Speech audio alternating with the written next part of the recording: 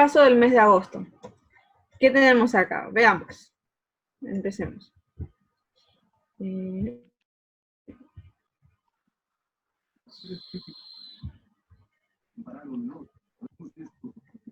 está. Sansón. ¿Te acuerdas quién había enseñado Sansón? No me acuerdo quién me había enseñado, pero sí me acuerdo que la vi. Creo que Mari. No, Teddy. Teddy. Sí, creo que fue Teddy. Bien, Sansón. Estamos en Jueces 13. ¿Tenés tu Biblia? Sí. Empecemos. Jueces 13, de capítulo 13 al 15. Para hacer un resumen en realidad. Pero vamos a ver por encima por el tema de que es un repaso. Comencemos. Dice que el pueblo de Jehová, Israel, estuvo, ¿te acordás? Un poquito al inicio, mira, en versículo 13, 1. Los hijos de Israel volvieron a hacer lo malo ante los ojos de Jehová. Entonces Jehová los entregó en manos de los filisteos por muchos años. ¿Te acordás los años sin ver en la Biblia? 40. 40 años. Trata de no hacer trampa, igual te voy a hacer preguntas más difíciles, ¿no? Bueno, entonces el pueblo de Israel estuvo bajo el mando de los filisteos por 40 años. Dice que ellos habían hecho lo malo, entonces estuvieron sufriendo por muchos años. ¿Qué pasaba? En ese tiempo, dice, un día un ángel le prometió a la madre de Sansón, que es el personaje, el héroe que estamos viendo, que tendría un hijo. ¿Qué pasaba? La mamá de Sansón resulta que era estéril, entonces todos esos años ella no podía tener hijos, no podía tener hijos. Entonces le apareció un ángel. ¿Es parecido a qué historia? Esto de que le aparezca un ángel para decirle que va a ser mamá. Como lo de José cuando vino Jesús. ¿Lo de José? Lo de María y José. Sí, muy bien, es parecida a esa historia, ¿no? Nos recuerda eso. Dice, él iba a tener un hijo, pero tenía que cumplir 3 cosas este hijo. ¿Qué tenía que hacer? Lo tenés en pantalla, ¿sí?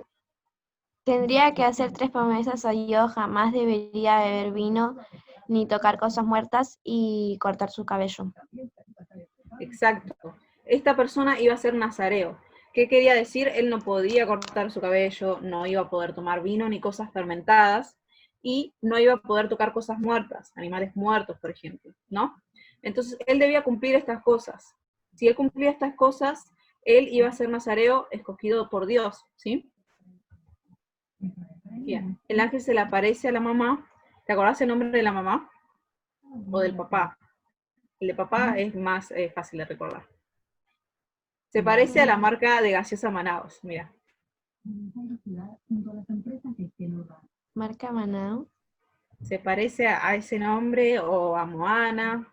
No.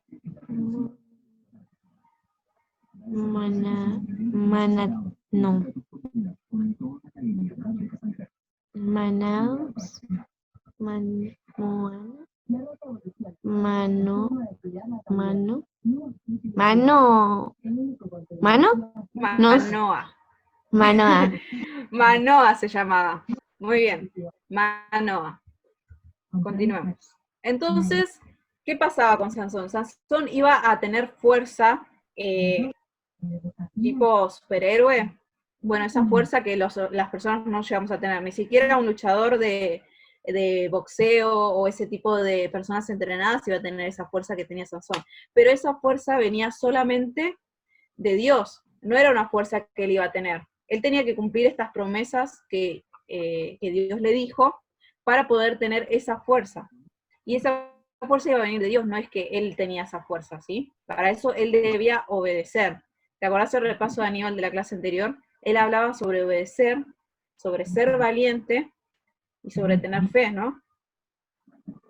Bueno, resulta que un día, con esa fuerza, cuando se le apareció un león, dice que era un león joven, y se quiso enfrentar a Sansón y atacarlo, él pudo ganarle al león, pudo destrozar. Acá tenemos la imagen, ¿no? Pero para eso tenía que él obedecer a Dios, porque si se cortaba el pelo, ¿qué pasaba? No iba a tener fuerza. no iba a tener fuerza. Él debía obedecer sí o sí esas 3 promesas a Dios. Él tenía que mantenerse como nazareo, sin tomar vino, sin cortarse el pelo, sin tocar animal muerto. Si no, ¿qué iba a pasar? Iba Perdía a su perder fuerza. fuerza. Él tenía que ser obediente y tenía que confiar en lo que Dios le había dicho, ¿cierto? Bien, continuemos. Gedeón. ¿Esto quién lo enseñó? ¿Te acordás? Gedeón, Mari. Mari. Esa la enseñó Mari, si no me equivoco. Bien, en Jueces 6-7, retrocedemos un poquito, unos capítulos, y tenemos a Gedeón. Pasaba algo similar que en la historia de Sansón. Dice que en ese tiempo los hijos de Israel habían hecho lo malo ante Dios. Entonces, ¿qué pasaba con ellos? ¿Te acordás? Se habían alejado de Dios y Sí, estaban creyendo en sus dioses de nuevo. y por eso, ¿por qué en la imagen los vemos en cuevas? ¿Te acordás un poquito? Porque los filisteos se habían tomado la ciudad.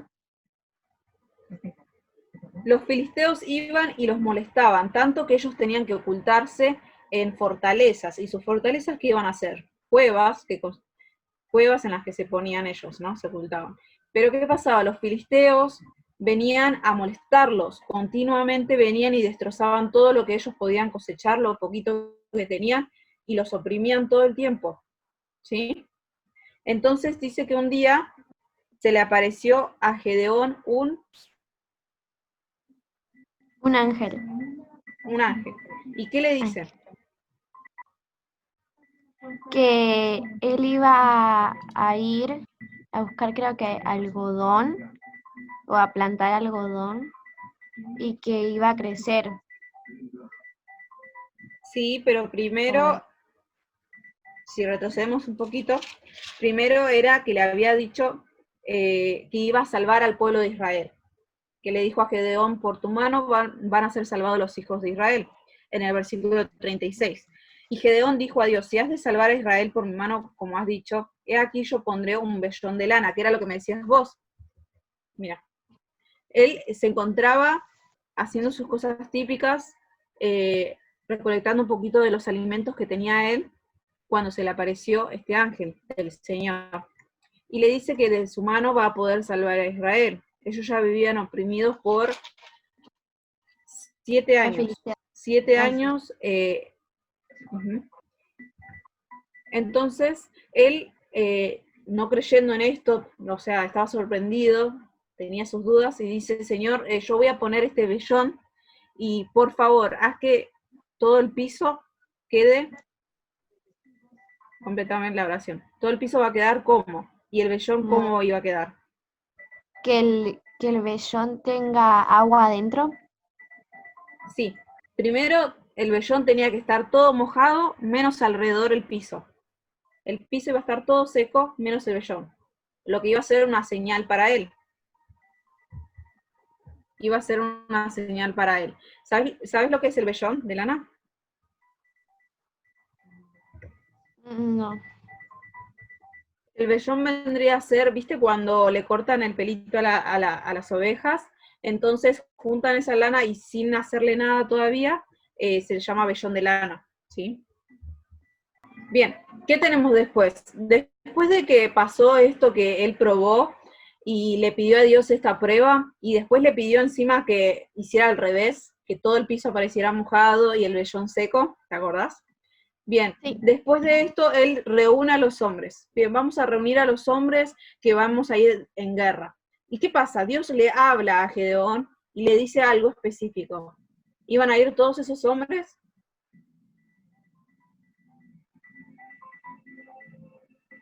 ¿Iban a ir todos, Shelly? Sí. No. No. No, no iban a ir todos. Si avanzamos un poquito, dice que eran muchas personas para ir a la guerra. Entonces, si iban todos y si ganaban, entonces ellos iban a creer que fue por su propia fuerza. No iban a tener fe en que esa batalla se las iba a dar Dios. esa batalla ganada se la iba a dar Dios, no iba a ser de su propia fuerza. Entonces, para que ellos no piensen que fue por ellos y que ellos son los que vencieron al otro pueblo, entonces Dios dijo, vamos a reducir la cantidad de soldados y hombres. Entonces dijeron, en el versículo 3, 7:3 dice, quien tema y se estremezca, madrugue y devuélvase al monte. El que quería irse, se podía ir, no estaban todos obligados a ir. Entonces dice que se fueron 22.000 personas y quedaron 10.000 hombres, ¿sí? Después les dice, siguen siendo muchas personas, ¿qué hacemos? Entonces, siguiente diapositiva. Entonces, vamos a hacer esto.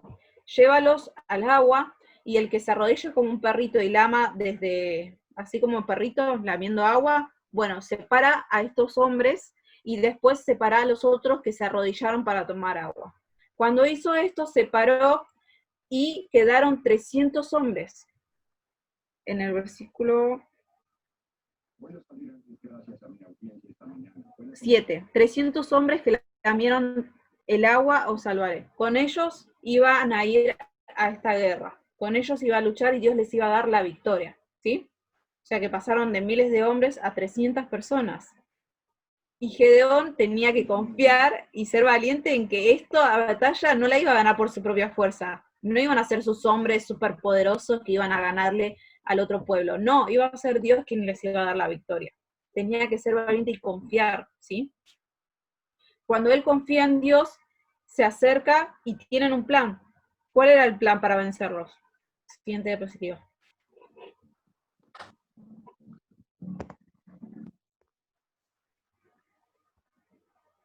¿Te acuerdas cuál era el plan? Tirarles piedras. No. En el versículo 16 dice que él iba a tener trompetas, cántaros, y dentro de esos cántaros iba a tener teas, que sería como si dijéramos para fuego, ¿sí? Era para el fuego. Bien, entonces sus hombres iban a tener antorchas, pongámosle que eran antorchas, el cántaro y las trompetas. Y se iban a poner alrededor de la ciudad, y iban a empezar a tocar y a romper esos cántaros y a hacer como mucho lío, llamar mucho la atención. Cuando hicieron esto, el pueblo que estaba adentro empezó a asustarse. Pensaron que eran un montón de personas, empezaron a asustarse. Y dice que Dios hizo en el versículo 21, dice, todo el ejército echó a correr dando gritos y huyendo. Ellos pensaron seguramente que eran miles de soldados que vinieron a atacarlos y a destruirlos, y salieron huyendo, pero no, eran 300 hombres. Cuando sucedió esto, Gedeón y todos sus hombres solo tenían que obedecer y cumplir como debía ser. Iban a romper esos cántaros, iban a tocar las trompetas muy fuertes, iban a tener esas antorchas, y el pueblo al que iban a atacar iba a huir y iban a vencerlos. Obtuvieron la victoria en esta batalla por la confianza que tenían en Dios. Ellos debían ser obedientes. Y Gedeón debía ser valiente de que con esos 300 hombres iban a poder vencer a este pueblo que tanto los oprimía. Porque acordate, ellos terminaban viviendo en cuevas, no vivían tranquilos, y las cosechas y todo lo que hacían venían y los destruían. ¿Sí? Continuemos con la siguiente historia. Diapositiva. Ahí está cuando salieron corriendo. David y Goliat. Esta fue la semana pasada, ¿cierto? Siguiente. Bueno, vayamos a jueces. Mike. Diapositiva anterior. Jueces 13. ¿Sí? Avanzamos un poquito. Jueces 13. No. Está mal el versículo. Bueno. David y Goliat. Samuel, ¿no? Primera de Samuel. Sí, Primera de Samuel 17 sería. Sí. Sí, lo puse mal ahí. 16, ¿no? 17. David mata a Goliat, ¿sí? Sí. Bien. En el principio teníamos al profeta de Dios. este profeta de Dios, Dios le habla y le dice que tiene que escoger a un hombre. Este hombre va a ser el próximo rey de Israel, ¿cierto? Conocemos a David y sabemos que él de chiquito fue escogido por el profeta, pero pasaron varios años antes de que pudiera sentarse en el trono, ¿no? Siguiente diapositiva. Cuando el profeta va y le dice, tenés que escoger entre los hijos de, ¿te acordás el nombre del papá de David? No.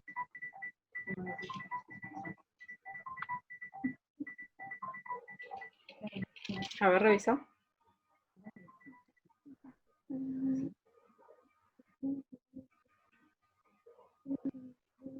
Eliab. Isaí. No, Isai. empieza con I. Isaí. Isaí. Ruth.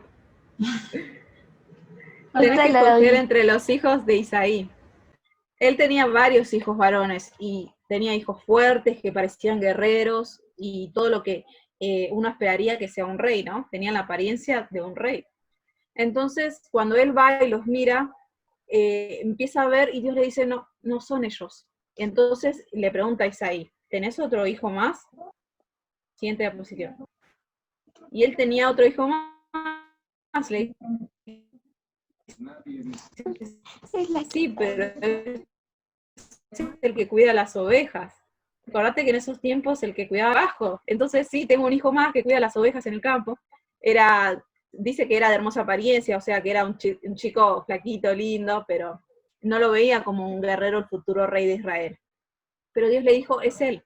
No había que mirar por fuera, sino que había que ver su corazón. Y Dios lo escogió. Cuando sucede esto, siguiente diapositiva.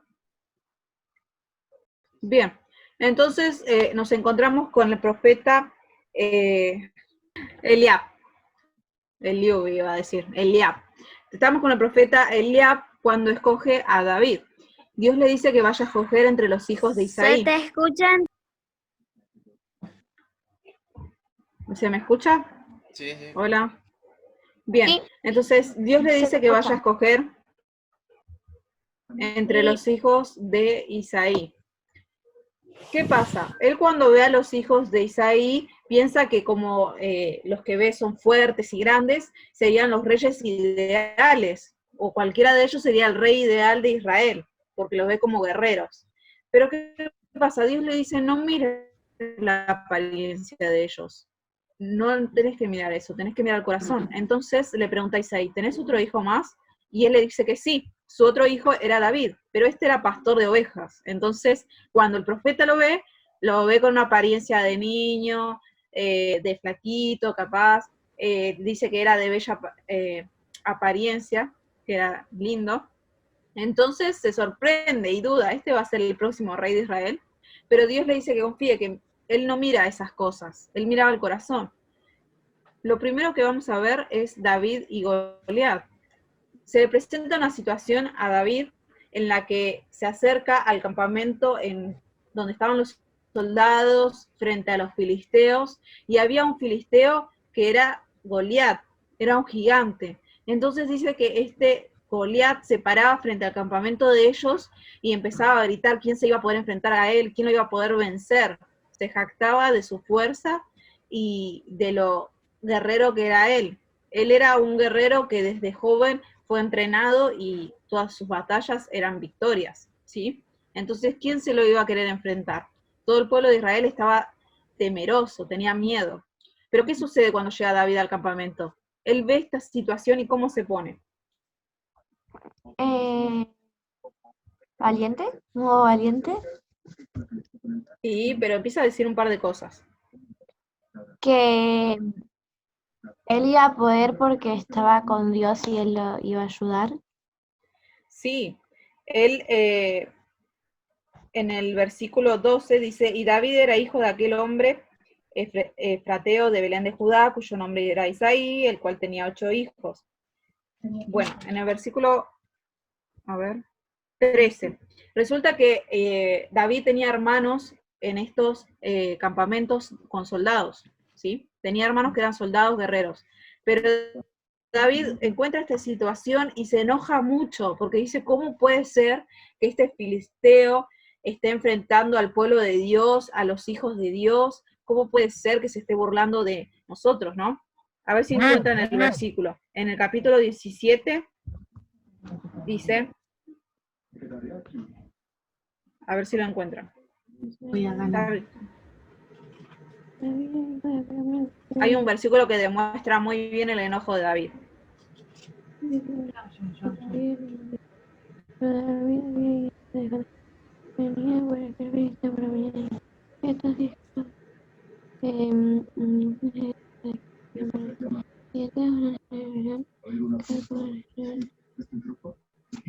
Ah, dice que, y cada una de las decía, ¿no habéis visto que aquel hombre ha salido?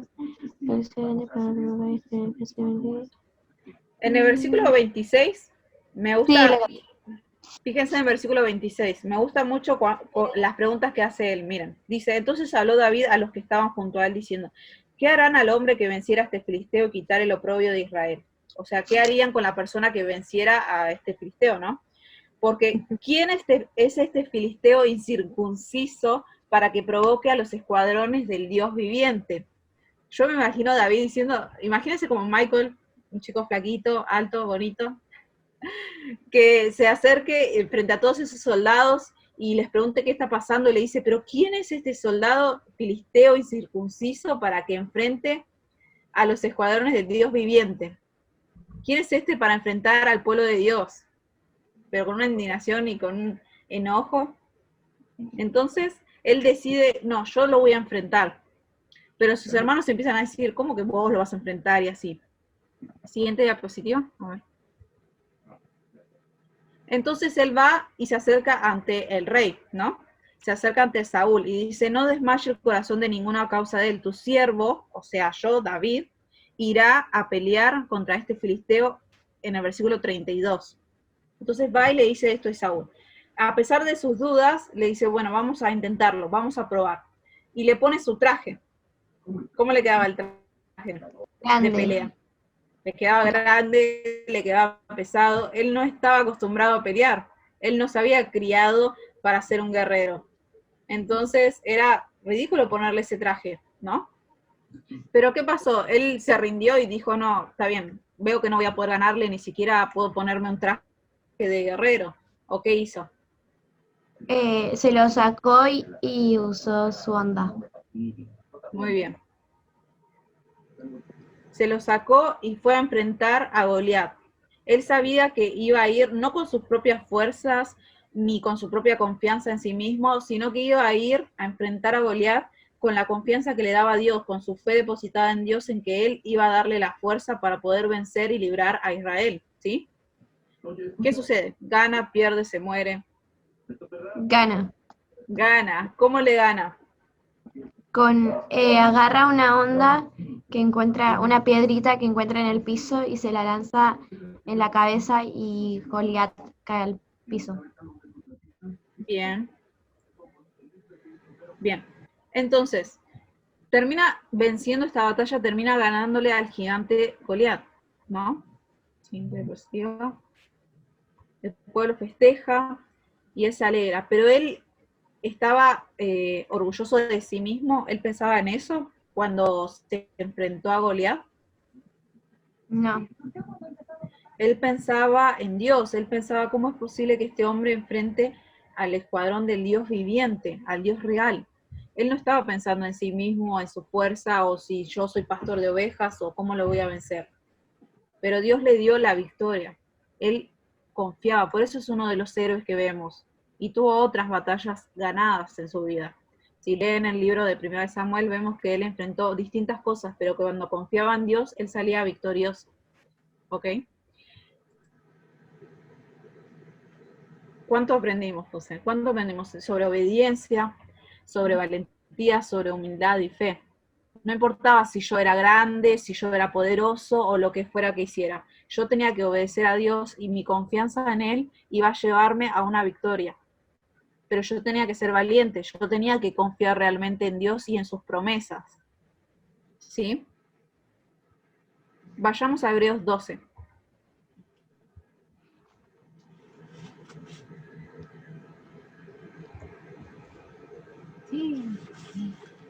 Listo. Ya estamos Hebreos terminando. 12, 1 y 2. 12. 1 y 2. Ah, sí, yo lo sé. Me lo puse en la pantalla. Dice, por tanto, nosotros también, teniendo en alrededor nuestro tan grande nube de testigos. ¿Qué quiere decir esto? Lo voy a dividir en partecitas y lo voy explicando, ¿no? Dice, por tanto, nosotros también, hablando de nosotros, teniendo en derredor nuestro grande nube de testigos. ¿Quiénes son estos testigos? Dios. Estos héroes que fuimos viendo son nuestros testigos. Y otros más, muchos más. Ellos van a ser nuestros testigos. Dice, por tanto, nosotros, teniendo todos estos testigos, estos héroes, estos ejemplos, despojémonos de todo peso y del pecado que nos asedia. Cuando dice despojémonos de todo peso y del pecado que nos asedia, ¿a qué se refiere? Que dejemos de pecar. Dejemos el pecado de lado, pidamos perdón por nuestros pecados y corramos con paciencia la carrera que tenemos por delante. Nosotros tenemos toda una vida, ¿no? Y en esa vida es como una carrera, dice, pero una carrera con paciencia.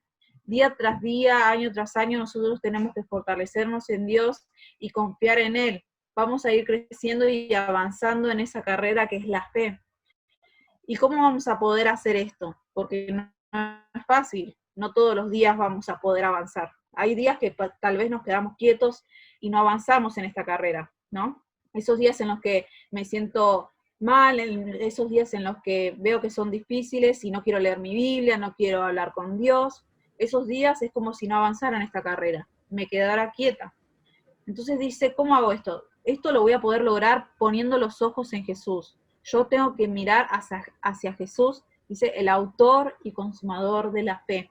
De Él va a venir mi fe, hacia Él va mi fe, el cual por el gozo puesto delante de Él sufrió la cruz. Ahí está hablando de Jesús, ahí habla de Jesús, dice, Él teniendo un gozo, una meta fija, sufrió en la cruz, menospreciando lo oprobio y se sentó a la diestra del trono de Dios.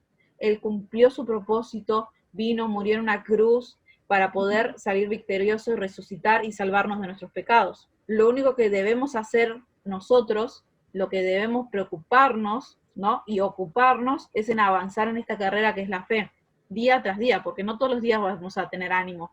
Van a venir situaciones difíciles, como vimos con estos héroes, no todos los días son fáciles. Podemos enfermarnos, se puede enfermar un ser querido, podemos tener días en los que nos peleamos con alguien, en los que nos sentimos tristes, lloramos, pero Dios nos dice avancemos y miremos hacia arriba, hacia Jesús, que es el quien nos va a dar nuestra fe y el gozo, ¿sí?